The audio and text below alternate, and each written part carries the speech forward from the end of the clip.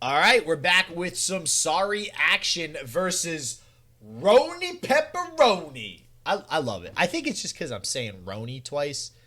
I don't know. It's up there. It's up there with Morpedorp, though. I'm not going to lie. RoniPepperoni. It just rolls off the tongue, right? So sorry versus RoniPepperoni. Round number 4. OLS number 13. Let's do it.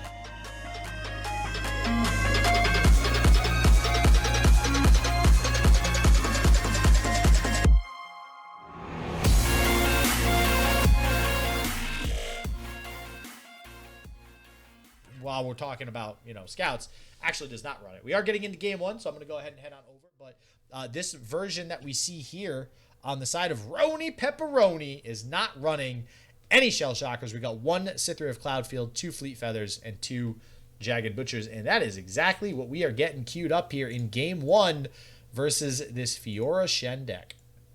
All right, perfect. So Scouts versus Fiora Shen has been a little bit of a hot topic for this week on which one is actually favored. The consensus that I seem to have gathered from a bunch of players is that it's Shen Fiora favored, but it's like 45-55. It's a very marginal edge. Yeah, it's. I guess a lot of it has to do with if you're able to level the Misfortune quickly as well. Obviously, the Scouts deck is the more aggressive version of the deck. Not that Fiora Shen isn't aggressive. It's clearly an aggressive deck as well with these barriers. But we need an early Misfortune. An early Quinn would be nice as well. But it is going to be hard with things like Concerted Strike, which you already see in hand, as well as single combat, to actually get anything to stick to the field on the side of RoniPepperoni.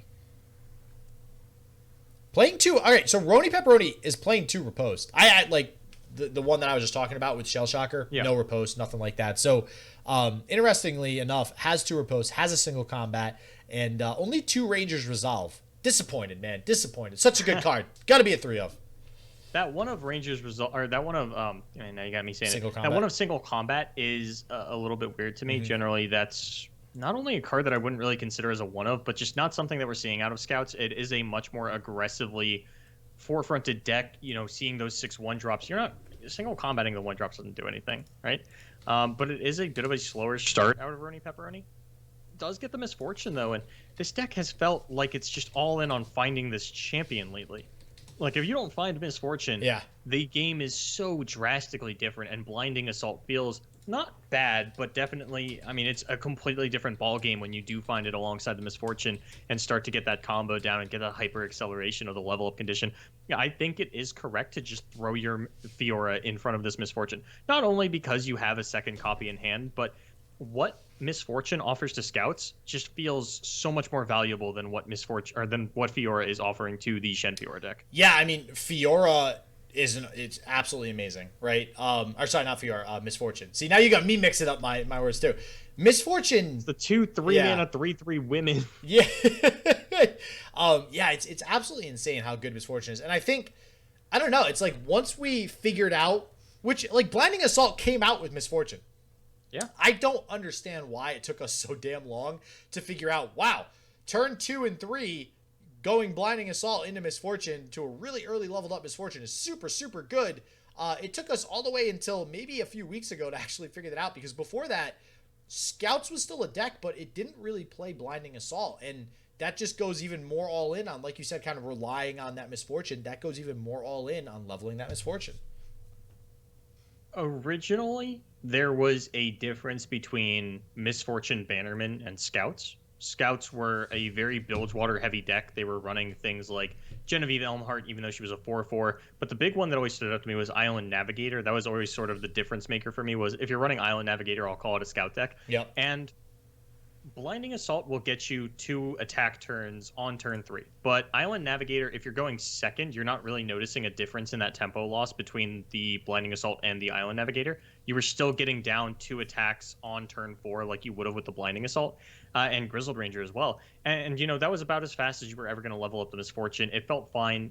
I think it was just a meta adaptation that players eventually did bring out, and part of it, I think, was due to the Make It Rain nerf. Just one more one damage spell, out of the format. You don't have to worry about it. Your Blinding Assault isn't going to get sort of negated by that. And another thing is that just for a while, Ranger's Resolve wasn't played in these decks. It just wasn't meta relevant. So I think it is a perfect storm of all of these different things just finally coming together and working out that way. Well, yeah, and I mean, let's take a second to think, right? Like, it's meta relevant. Why? Well, we have Avalanche being played basically everywhere. We have Withering Whale even coming back into the meta now, a little bit stronger than it has seen play in the past, because that kind of disappeared for a little while. And then we have Unspeakable Horror on top of Vile Feast in a lot of different decks. So these 1-mana pings no longer get rid of Fleet Feather Tracker and anything else that has 1 health, or the Valors for that matter.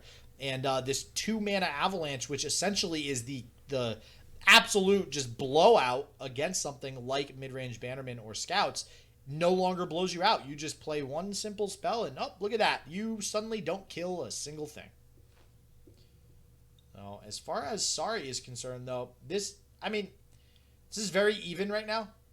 There's 2 deny in the hand of Sari, so I want to give the slight advantage to RoniPepperoni. Obviously, we don't really know what's in Roni's hand, but Relentless Pursuit is probably not going to be something that's played anytime soon on the side of Roni, because we don't really have the tempo advantage.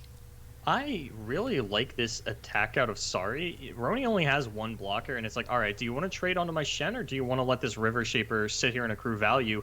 And no matter which one you choose, if I don't like the decision that you have made, I can stand United. Yeah. and again, we've talked about this in the past, and it always comes up in conversation. When are you actually thinking about Shen Stand United if it's not main decked? He doesn't block either one. Okay, wow. Playing very respectfully of the potential riposte, just taking away his board, and that to me would telegraph a second Bannerman coming down sometime soon and saying, okay, I need to maintain my board as wide as possible, get as much value out of this Bannerman, or potentially even a Genevieve as possible. Yeah, we could see a Fleet Feather into a Genevieve is pretty sweet on turn 7, not going to lie. And if that's the case, Relentless Pursuit would be a pretty damn perfect card there, but we do see the deny. Triple Concerted Strike means anything that Roni plays is going to get hit by a River Shaper and killed by a Fiora. Yeah, and it looks like that's going to be a Quinn, unfortunately. Man, that's... And so this is what I mentioned at the beginning of the game, right? These Concerted Strikes, especially now that we're on turn 7, and it's most of Roni's aggression has been avoided up until this point. Or not necessarily avoided, but we've stabilized. And now that we have this much mana to work with, like we're on 10 mana, we have 2 Concerted Strikes, exactly 10 mana. I think this is where the barrier deck starts to overtake the game. You were saying a lot of people are going back and forth. I think this barrier deck has the advantage 100%. It just has more tools, and it's going to be able to continue to generate spells off of this River Shaper, like you mentioned. And it looks like we're going to get Stand United. Oh, don't tell me you... Oh, no, you wasted your time. I think this is what I was talking about earlier with the transfusion, where the Stand United happens because it's burst speed. You don't lock in blockers and you play it. So, like, you move the unit up, and then Stand United just puts it right back on the bench. Yeah. So, yeah, that came up real fast. What is surprising to me, though, is that that was a really big mana commitment. We are off of Concerted Strike now for the turn. Yeah, that's a little weird. I mean, it does play a little bit better mana efficiency speaking, just because now you can roll 3 mana into your next turn, and you still have Deny available. So I guess the question now is, do you play... Yes. The answer is yes. Why? Because you have multiple copies of Deny. You play the Deny, okay? Do you lose if you Deny here and your opponent has Relentless Pursuit? Oh, he still has 3 mana up. Well, no, you still have plenty of blockers, right? Well, they haven't gone to combat yet. No, I know, but you have... So if you Deny here, then they Relentless Pursuit, you still have a blocker for everybody? So you Deny here, they open attack, you lose your board. They Relentless Pursuit, they attack again for 6 damage. You're... okay. Oh, they still have the... Did they Scout attack yet? Yeah, they Scout attack. I know it was 3 units, but that was a Scout attack, yeah. I do like holding the repost instead. Yeah. But generally speaking, if you have multiple copies, back to my point, you need to just play the damn spell most of the time. It is a little risky here. It could be very beneficial, right? Because if they do get a Valor down, that means it's going to be able to pick off basically anything here. The Shen and the River Shaper will both die. But if you save the mana for the riposte, like Boulevard mentioned, you will be able to save whatever it pulls. So in this case, Yeah. we can save the Shen if we need to. The other thing is, so let's say that you repost this Fiora and throw it out in front of this Quinn. You win on the next turn with triple Concerted Strike in your hand. Yeah. And there's really nothing your opponent's going to be able to do about that. There is that one single combat that you have to be aware of. And I am a little surprised that we're actually, a little is the wrong word. Okay, we're actually going to save the River Shaper rather than the Fiora. That is not what I expected. Yeah, that is odd. I felt like we had enough spells, and this was a very realistic Fiora win con that we had for ourselves here. But now, I mean, we're going to have a bunch of spells in hand, but we're only going to have River Shaper. These Concerted Strikes with a 2-attack unit being the only thing that we have, this doesn't feel great. And sorry, not really going for the immediate victory, wants to try and play the long game here, and I am a little bit scared for him. Yeah, because the biggest concern now is, sure, you saved your River Shaper, but now we top deck the Cytherea. But originally, before we had the top deck Cytherea, we didn't have any beefy units to even use the Concerted Strike on. So at that point, you are relying 100% on, I need to draw a big unit in order to live and win this game. And, I mean, luckily, yeah, we have the Cytherea, but, man, it feels... Oh, okay. Oh, and we do have the Relentless Pursuit, and this is going to... I believe this is lethal? So we're going to Genevieve Scout Attack, go ahead and pick off that River Shaper. Then we get to... Oh, no, I guess we're not actually killing the Cytherea the Bold, so we don't have lethal. Okay. Yeah, no, I was just wrong. That's my bad. The Cytherea is going to survive no matter what. Yeah, this is going to be fine for Sorry. Unless there's a Sharp Sight. Yeah, if there's a... Sharp Sight's lethal. If there's a Sharp Sight, you actually walk right into the Badger Bear there, but that's not the case. We do get the free 6 damage through, because any block kind of is just bad for Roni there. We do pull the... Is Roni aware that he gets a Scout Attack? Yeah, that was weird. And, I don't think... You would... Is there a reason why you don't Scout Attack there?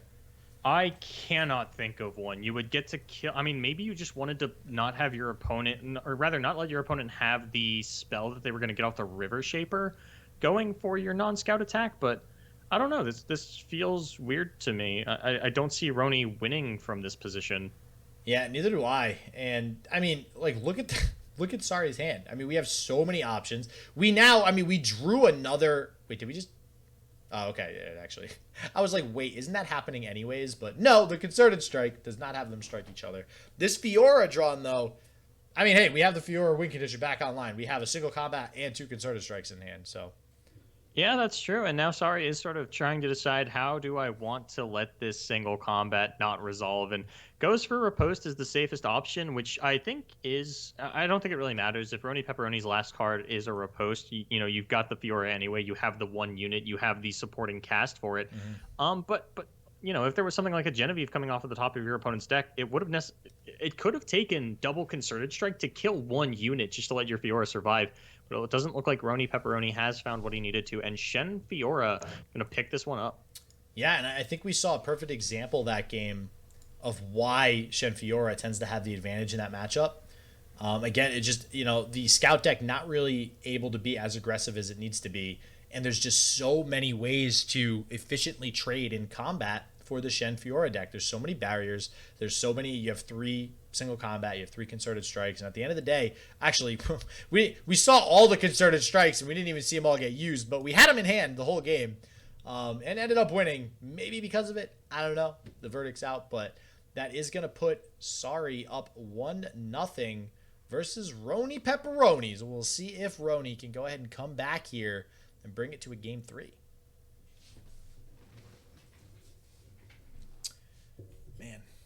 This is Scouts, baby. It's so funny because I've been playing it so much lately.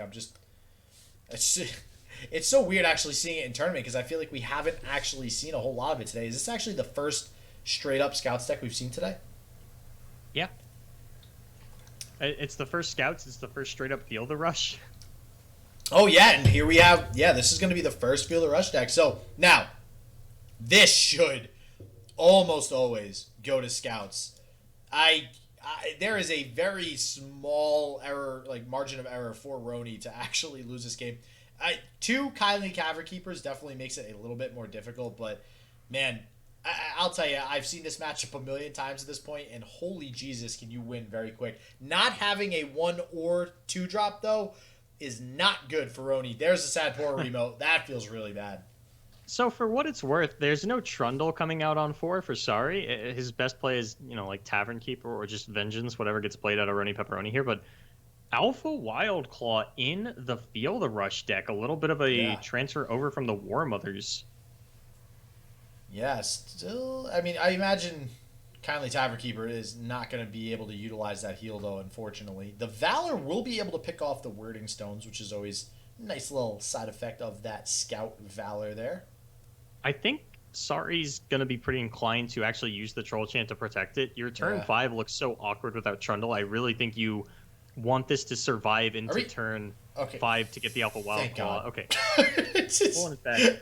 I mean, so if you went for the full-on attack there, that is just a hard telegraphing Relentless Pursuit to get the Scout attack later on, but it feels unnecessary, and now we actually get the Tavern Keeper to heal up this and take it off the table as a murder option. We do still have the Troll Chant in case things continue to go sour here, but I can't imagine what Roni would have, or rather want to commit to try and really push through the lethal onto this Wording Stone, and now we might even just see him go for the Tavern Keeper kill.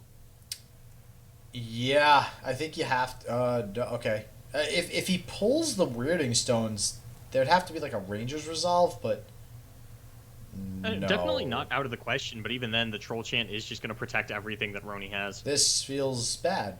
Not sure why we're putting the 3 damage onto the Weirding Stones, because there's no way you get rid of that for like 2 more turns now. And now because of that, that allows Sorry to be able to save something else with the Troll Chant, which means you not just have the Wording Stones as the blocker, you also have something like Kindly Tavern Keeper. I'm not very crazy. I'm trying to hype this deck up as it automatically wins this matchup, and I am not very happy with how this deck's getting played right now. It's not cool, man. You've become a Scout aficionado in just a couple of short, since the last time that we spoke. You've really just gone all in on this deck, and it's so good in this matchup. It's blowing my mind how it's being played right now. So we're going to get the Alpha Wildclaw down. The other option was double Tavern Keeper, but I really like getting down this big unit where you can. And, with this Troll Chant top deck, you don't even have to worry about riposte, which is a huge stalemate factor in a lot of these Scout matchups when you have it in this open deckless kind of format. You're thinking, is that something I really want to attack into? But instead, it's going to be a whiff Bannerman. And that taps out RoniPepperoni. I'm stabbed in the heart now. Oh, that hurt. You're gonna be okay. Somebody call an ambulance. SJW is gonna need it by the end of this one. That hurt. This is over. There's no way Roni comes back into this now. Now, SJW, you were mentioning before the game that this is a 100-0 clean-cut Scouts can't lose matchup. I wanted to give you an opportunity to really revel in the fact that you said that.